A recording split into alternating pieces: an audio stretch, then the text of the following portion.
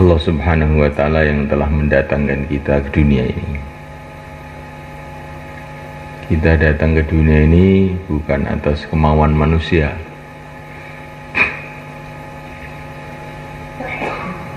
Manusia datang ke dunia ini atas kemauan yang menciptakan manusia, atas kemauan Allah Subhanahu wa Ta'ala.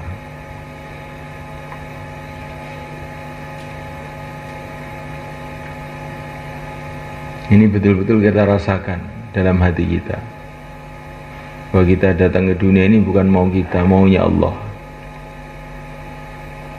Dunia ini tercipta bukan mau kita.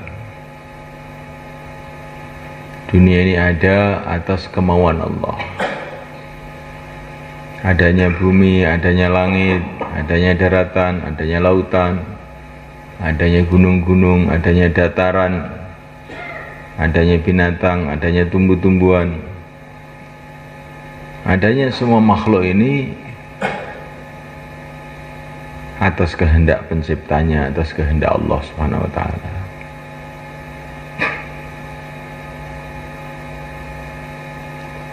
Maka kita ini kalau melihat diri kita ini, yang kita pikirkan tuh apa maunya Allah. Untuk apa Allah ciptakan saya? Melihat bumi, untuk apa Allah ciptakan bumi? Melihat langit, untuk apa Allah ciptakan langit? Begitu juga melihat seluruh makhluk ini. Allahu khalaqa sab'a samawati wa minal ardi mithlahun yatanazzalul amru bainahun lita'lamu anna Allah ala kulli syai'in qadir wa anna Allah qad ahata bi kulli syai'in ilma. Allah telah ciptakan 7 lapis langit, 7 lapis bumi, dan Allah telah membuat aturan-aturan antara langit dan bumi ini. Tumbuh-tumbuhan ada aturannya, beraneka ragam aturan. Pohon kelapa ada aturannya, pohon mangga ada aturannya. Semua ada aturan, nggak ada yang tidak beraturan, semua beraturan. Matahari ada aturannya, bulan ada aturannya, bintang-bintang ada aturannya. Termasuk perkara-perkara yang ada dalam tubuh kita ini. Ginjal ada aturannya, paru-paru ada aturannya, hidung ada aturannya, telinga ada aturannya, otak ada aturannya. Tertib, beraturan. Untuk apa Allah ciptakan ini? Lita'lamu annallaha ala kulli syai'in qadir, agar kamu itu tahu bahwa Allah itu Maha Kuasa. Ini tujuan yang terpenting diciptakannya alam semesta ini, supaya kita ini tahu bahwa Allah itu Maha Kuasa, sehingga kita mengagungkan Allah, mencintai Allah, takut kepada Allah, tunduk kepada Allah. La ilaha illallah.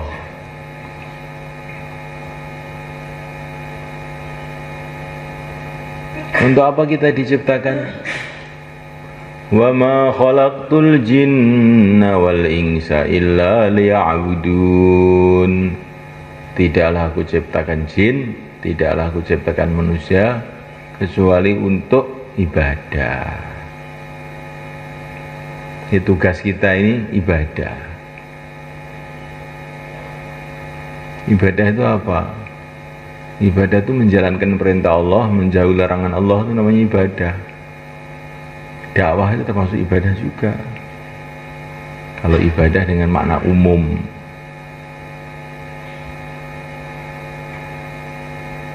ibadah itu dengan makna umum, ya seluruh menjalankan perintah namanya ibadah. Walaupun sholat, kalau tidak menjalankan perintah ya bukan ibadah. habis ngasar kok sholat sunnah mamanya, malah dosa kita. Ibadah itu menjalankan perintah Allah itu namanya ibadah. Teman-temannya Idul Adha malah puasa. Di waktu Ramadan nggak mau puasa. Nah, saya sudah Idul Adha sudah puasa kok. Ramadan sekarang gantinya toh. Ini namanya itu seenaknya sendiri, bukan ibadah. Menjalankan perintah Allah itu kan hanya ibadah.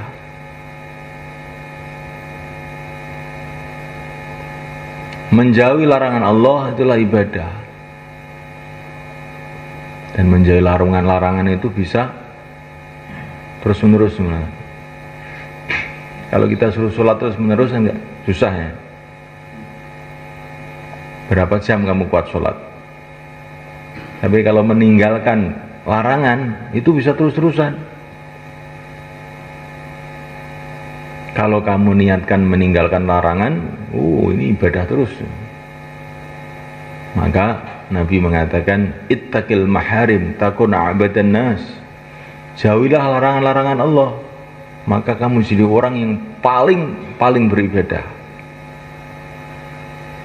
Karena kalau menjalankan perintah itu ya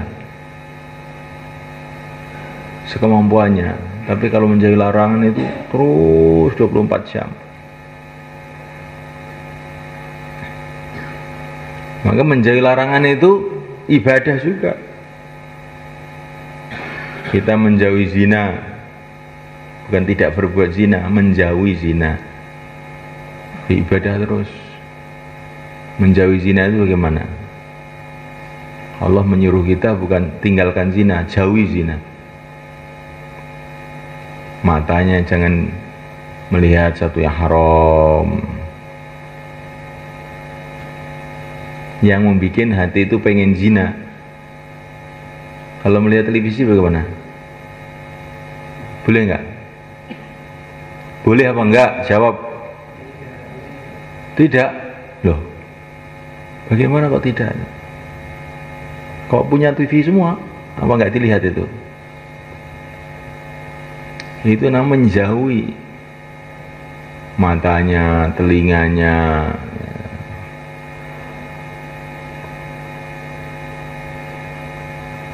Maka ini kalau kita jauhi, apalagi kita di masjid begini, kita niatkan menjauhi zina, pahala terus ini. Kita niatkan menjauhi mencuri, jadi pahala terus. Kita niat menjauhi perkara-perkara yang haram, jadi pahalanya banyak ini menjauhi. Karena orang itu duduk saja itu sudah menjauhi banyak maksiat itu. Menjauhi zina, menjauhi maling, menjauhi ngunjing orang, menjauhi sudah apa-apa itu. Banyak sekali yang dijauhi. Maka kalau orang itu senantiasa menjauhi perkara-perkara yang haram, maka jadi hidupnya itu banyak ibadahnya, itu ibadah jadi yang dihitung ibadah. Menjalankan perintah, menjauhi larangan, itulah ibadah. Ini tugas kita semuanya. Insyaallah kita niati semula kan. Makanya kalau ibadah itu jangan tergesa-gesa. Untuk inilah Allah ciptakan saya. Kalau sholat itu jangan tergesa-gesa mau ke sana mau ke sini. Lah kamu tuh diciptakan oleh Allah untuk ini. Kok tergesa-gesa itu gimana?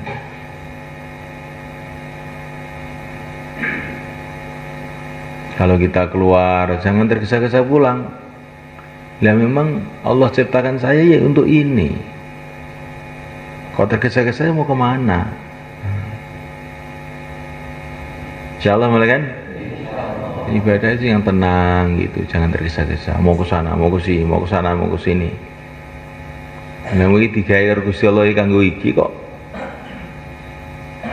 Inilah kerja pokok kita, ibadah itu. Kafa bil ibadati syughlan, kata para ulama. Cukuplah ibadah ini sebagai pekerjaan. Ini pekerjaan utama kita ibadah itu.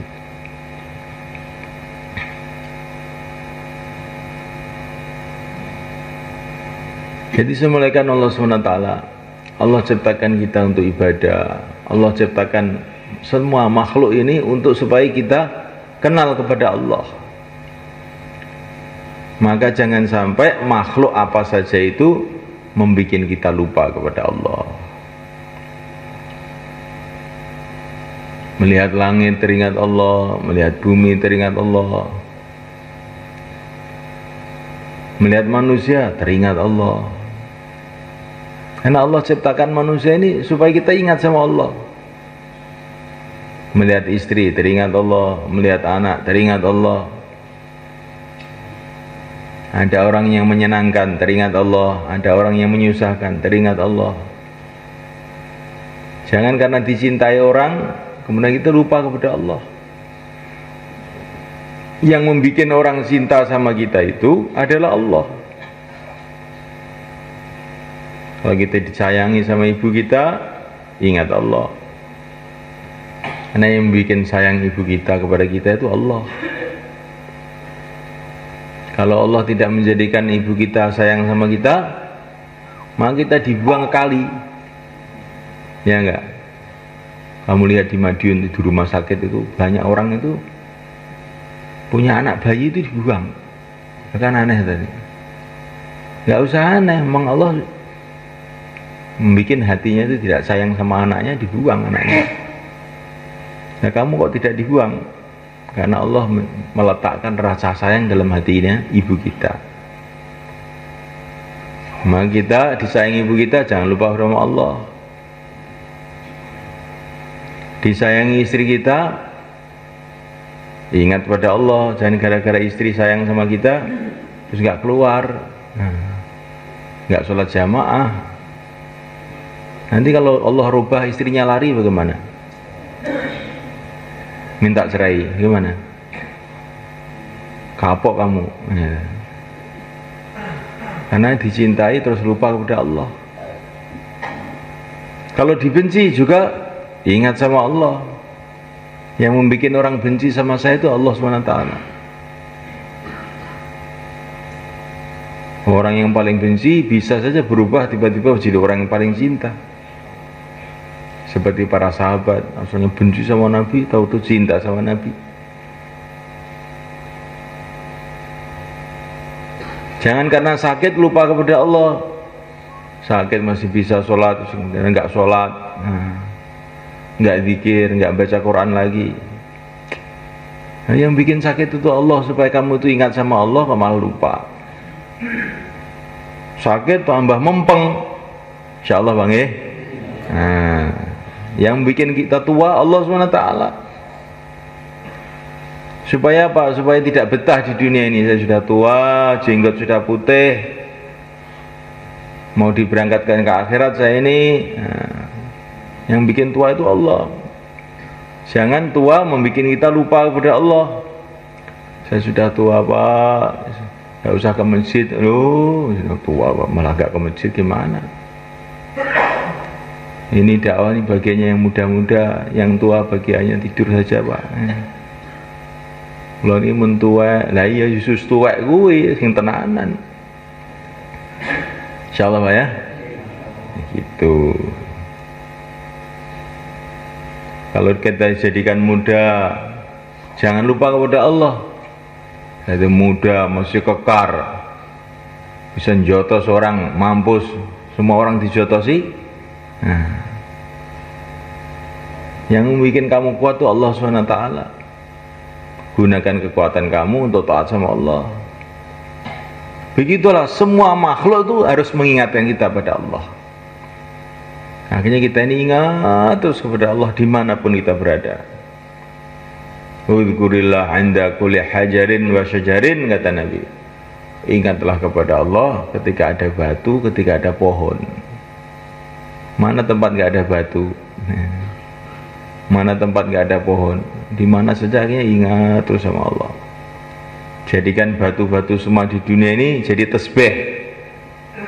Batu dunia jadi tasbih. Kalau ingat, kalau melihat batu, ingat Allah. Jadikan semua pohon itu jadi tasbih.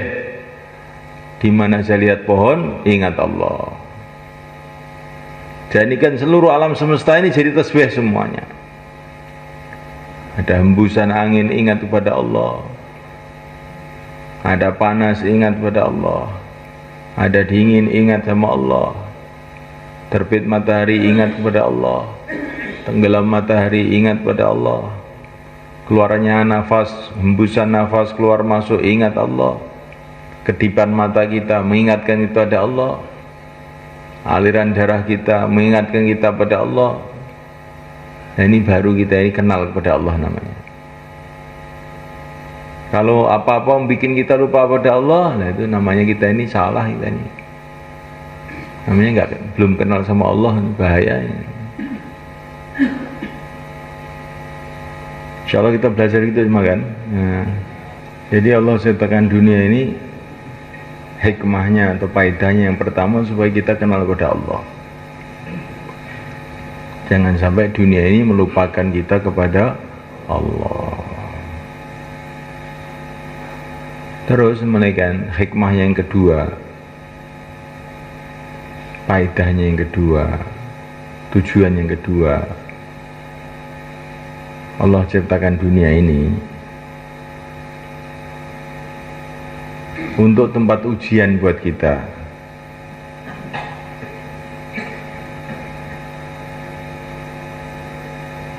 Tempat ujian mulai. Kita di dunia ini mulai kita dikasih akal oleh Allah secara sempurna umur 15 tahun sampai mati kita diuji. Tabarakalladzi biyadihil mulku wa huwa ala kulli syai'in qadir. Alladzi khalaqal mauta wal hayata liyabluwakum ayyukum ahsanu amala. Kita diuji oleh Allah, siapa yang paling baik amalnya.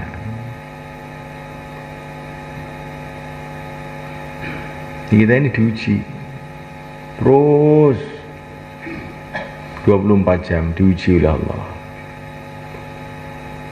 Ujiannya apa? Ujiannya dua. Yang pertama ujian iman, yang kedua kali ujian amal. Kalau kita senantiasa hatinya yakinnya pada Allah, pokoknya kalau Allah tolong beres, karena yang kuasa semua Allah. Amalnya ikut Rasulullah, maka ujiannya lulus. Tapi kalau kita ini pahamnya itu yang punya kuasa itu ini sana sini, Amerika, Cina, Belanda, terus amal kita mengikuti mau kita sendiri, nah kita tidak lulus namanya. Di dunia itu ujian. Maka dunia ini sejak zaman dulu sampai sekarang sampai kiamat nggak ada tenangnya, itu nggak ada. Sono masalah intinya ini, mengenai ujian. Kalau kamu ingin tempat nggak ada masalah, itu namanya di surga. Kalau dunia ini ya masalah terus ini. Ya dalam masalah-masalah itu sudah timbul ujian. Siapa yang hatinya tawajuh pada Allah dan ikut sunnah Rasulullah kehidupannya, yaitu lulus. Kalau lulus masuk surga, dapat ridha Allah. Kalau tidak lulus, ada dua ini, ada tidak lulus total, itu matinya tidak bawa iman, itu tidak lulus total, ke neraka selama-lamanya. Ada yang tidak lulus tapi tidak total, matinya masih bawa iman, tapi hidupnya banyak maksiat, maka ke neraka dulu, terus nanti ke surga, kecuali kalau diampuni oleh Allah. Kita pahami betul hidup ujian. Kaya ya ujian, miskin ya ujian, sehat ya ujian, sakit ya ujian. Maka Nabi Sulaiman dikasih kerajaan yang hebat, beliau paham ini ujian. Liyabluwani ashkuru amakfur, ini ujian dari Allah nih, supaya saya ini bagaimana sikapnya menerima kerajaan ini, syukur apa kufur. Kalau kita ini sehat, ujiannya ujian syukur, syukur apa enggak? Kalau kita ini sakit, ujiannya sabar apa enggak? Diujian terus. Walaupun miskin, sakit-sakitan, mencret terus, tapi sabar, ya lulus, masuk surga, nggak apa-apa, bukan masalah. Walaupun kaya, sehat, tapi tidak syukur, ya ke neraka, gagal. Semua itu diuji, sama aja. Jadikan pimpinan dia ujian, adil atau tidak. Kalau adil ya ke surga, kalau enggak ya ke neraka. Jadikan rakyat ujian juga. Jadi rakyat itu bagaimana? Taat pada Allah apa tidak? Jadi enggak ada orang di dunia yang tidak diuji. Sampai para nabi pun diuji. Para nabi didatangkan oleh Allah diuji. Diuji dengan umatnya yang macam-macam itu.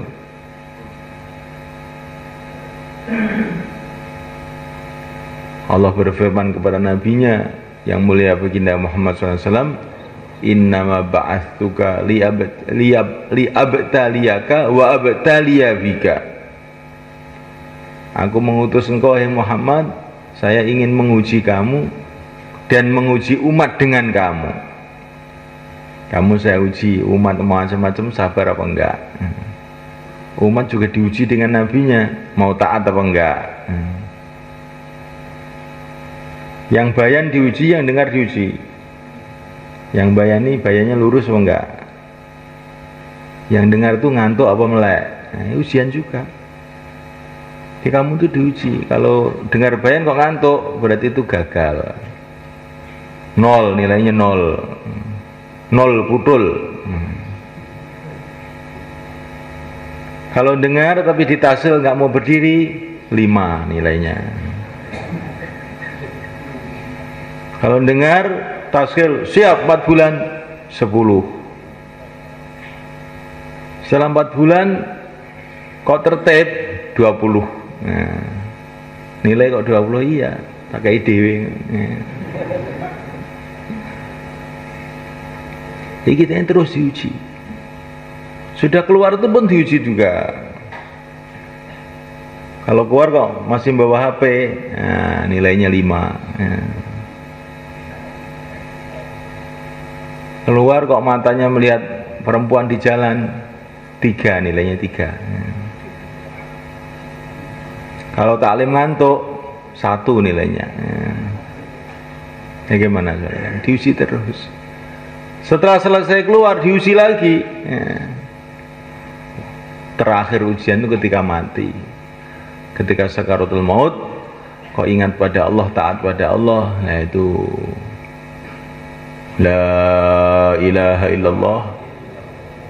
Ini ujiannya itu banyak lulus, tanda-tanda ujiannya lulus 100%. Ya diuji terus. Maka saking sayangnya Allah kepada umat ini, umurnya dikasih pendek, 60 tahun, 70 tahun. Kalau umat dulu umurnya ratusan tahun, ada yang 1000 tahun, bahkan ada yang lebih. Di ujiannya panjang jadinya. Kalau umat ini sudah 60 tahun saja cukup. Jadi umur pendek itu dari satu segi nikmat juga, kan? Wah, mati dia baik. Ya, alhamdulillah ujiannya serampung. Ujiannya sudah selesai. Kalau mati dengan la ilaha illallah.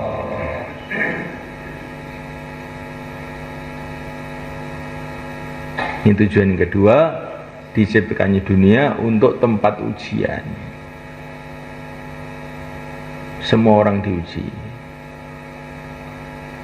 Umat diuji, nabi diuji, santri diuji, kiai diuji, orang kaya diuji, orang miskin diuji, orang sehat diuji, orang sakit diuji, pimpinan diuji, yang dipimpin pun diuji. Ujiannya satu saja, amalkan agama Allah atau tidak. Cuma itu aja. Jadi walaupun kita ini sudah cemet gepeng, asalkan masih amal agama Allah, ya kita ini lulus. Syukur lulus. Kalau tidak amal agama Allah, apapun yang terjadi kita ini gagal, tidak lulus, setor diri ke neraka.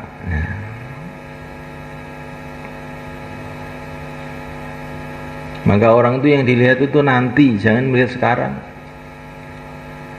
Nanti itu manusia itu hanya cuma dua golongan saja. Fariqun fil jannah wa fariqun fis sa'ir. Sebagian ke surga, sebagian ke neraka. Sekarang ini sebenarnya juga sama aja. Manusia itu cuma dua golongan. Golongan calon surga, golongan calon neraka. Cuma itu aja. Makanya walau orang itu miskin, tapi kalau berjalan kok menuju surga, pantas kita ini kagum. Ya, walaupun kaya, raja, pinter, tapi kok jalannya menuju jurang neraka, kita harus kasihan sama orang seperti ini. Insyaallah kan? Dilihat tuh akhirnya. Jangan kita lihat sekarang saja, baru kita bisa berpikir yang sehat. Yang pertama, diciptakan dunia supaya kita kenal kepada Allah. Yang kedua, untuk ujian. Ada yang ketiga ini. Yang ketiga itu, Allah ciptakan dunia ini, kata para ulama itu, supaya kita ingat akhirat. Di Quran juga ada. Afara'aitumun naral lati turun antum ansha'tum syajarataha am nahnul munsyi'un nahnu ja'alnaha tadhkirah. Jadi api yang ada di dunia ini untuk mengingatkan kita kepada api di akhirat ini. Kesenangan-kesenangan di dunia ini supaya kita ingat kesenangan di akhirat. Kesusahan-kesusahan di dunia ini supaya kita ingat kesusahan di akhirat. Oleh karena itu Allah jadikan dunia ini kesenangan itu sedikit, yang keroyokan banyak, yang berebut banyak. Supaya apa? Supaya kita yang ada semangat, nggak usah keroyokan. Saya mau cari kemana, ke kesenangan yang banyak aja di akhirat. Allah ciptakan batu, yang batu mahal, intan, virus, apa itu, jamrud, itu sedikit. Supaya orang itu keroyokan. Dan supaya orang iman terus, nggak mau saya berantem, saya amal agama saja, nanti saya punya istana dari intan di surga, insyaallah kan?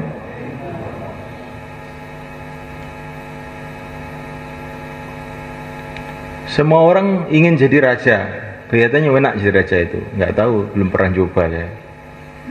Kelihatannya enak, kelihatannya, mungkin juga malah pusing, nggak tahu. Tapi raja itu ya satu kerajaan cuma satu orang. Satu Indonesia presidennya satu saja.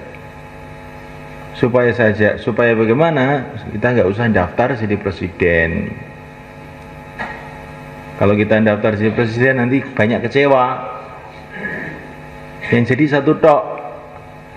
Kita daftar jadi presiden di surga aja, semua bisa jadi sana. Kita mau makan enak itu, satu piring besar atau nampan. Di situ ada panggang, sate, gulai, ya enggak. Makan baru 10 suap, perutnya sudah penuh. Sebenarnya enak, tapi sudah kenyang. Ya. Hanya kita ingat surga, nanti di surga itu makan bertonton, beribu-ribu ton, nggak ada kenyangnya. Nah, hanya kita ingat surga.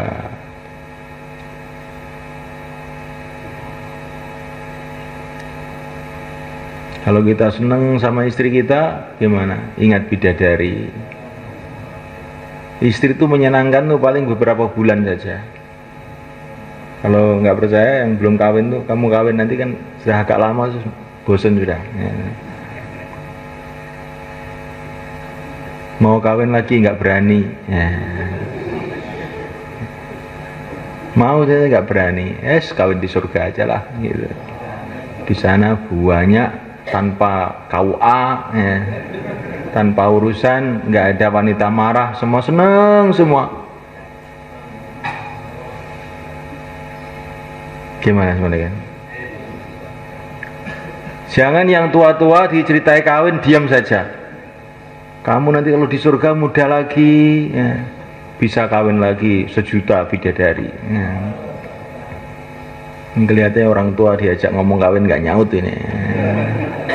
Diam aja karena setrumnya sudah tinggal 5 watt.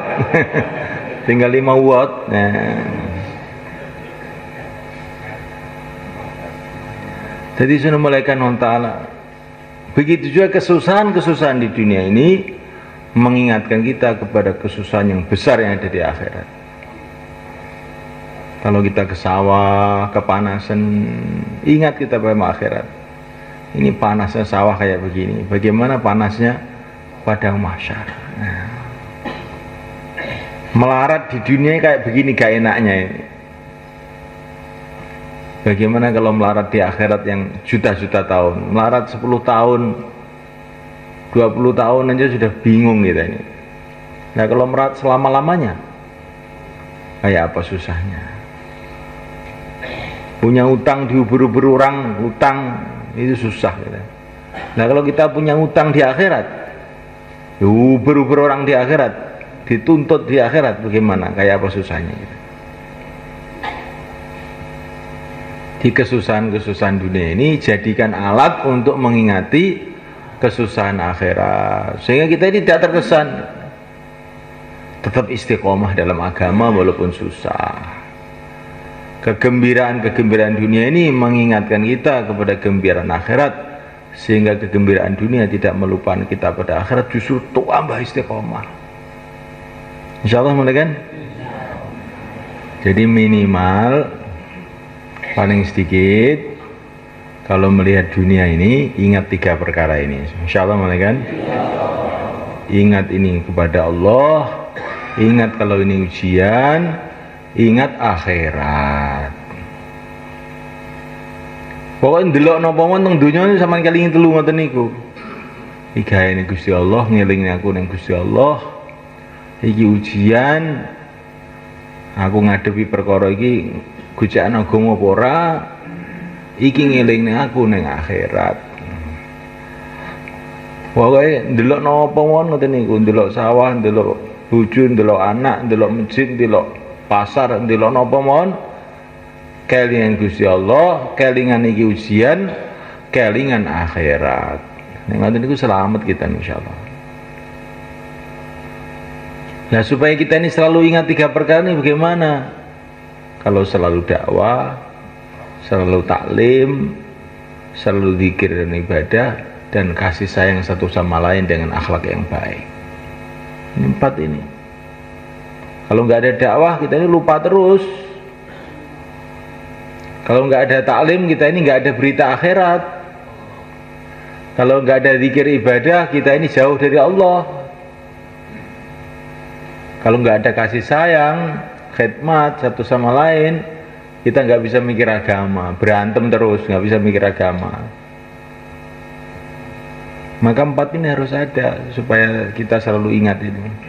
Harus ada dakwah biar kita ingat. Dakwah itu untuk mengingatkan fungsinya itu. Harus ada taklim biar dengar berita akhirat, berita dari Allah dan Rasulnya. Kita harus ada ibadah supaya kita dekat kepada Allah. Kita harus ada akhlak yang baik. Nah, dengan akhlak yang baik itu kita bisa amal agama dengan baik. Insyaallah mulai kan? Dan supaya 4 ini ada bagaimana? Latihannya keluar. Bagaimana mulai kan? Keluar tuh paling sedikit 4 bulan. Itu untuk latihan. Latihan beri kita ini hidup tuh lurus. Kalau latihan nggak mau, bagaimana bisa jadi? Harus latihan. Nanti kalau sudah latihan, perkara yang sulit tahu-tahu mudah. Amal agama itu sulit setengah mati ya, nggak mau latihan. Itu yang bisa amal agama itu hanya wali-wali itu loh. Kalau saya ini preman-preman begini susah amal agama. Enggak. Amal agama itu mudah. Inna dina yusrun, agama itu mudah kata Nabi.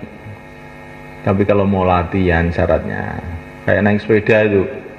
Kalau orang belum pernah lihat orang naik sepeda, ini luar biasa, ini sakti betul nih orang ini. Rodanya 2 kok nggak bisa ambruk ya. Itu cagaannya dari jin apa dari setan itu. Nah, tapi setelah latihan 3 hari, alah saya juga bisa ternyata. Nah, agama itu begitu soalnya kan. Kalau orang mau latihan mudah.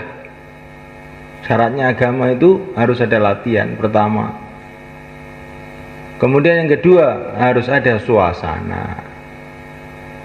Kita suruh berenang tapi nggak ada air, ya repot. Babak bundas akhirnya. Ya enggak sebenarnya kan. Jadi subhanahu wa ta'ala agama itu mudah tuh bila ada 2 itu ada latihan, ada suasana. Maka untuk membuat latihan dan suasana itu caranya keluar. Yang keluar itu penting ini sebenarnya kan. Keluar ini bukan mau atau tidak mau, yang mau monggo, yang tidak mau ya nggak apa-apa, bukan nih, harus ini. Kalau kita nggak keluar, kita nggak bisa latihan, nggak ada suasana, akhirnya kita nggak bisa amal agama. Kalau nggak bisa amal agama, kita akan celaka dunia akhirat.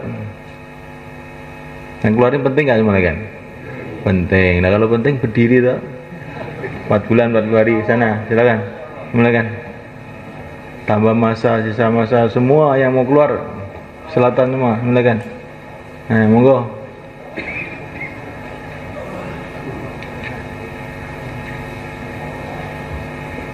Yang mau keluar semua silakan semua, selatan.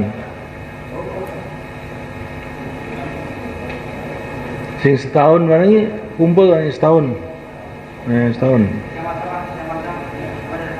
Setahun kumpul sana. Insyaallah ini atau insyaallah nggih. Insyaallah. Saniki salat isyraq nggih. Salat isyraq terus wiritan. Bar wiritan musyawarah. Nggih, monggo.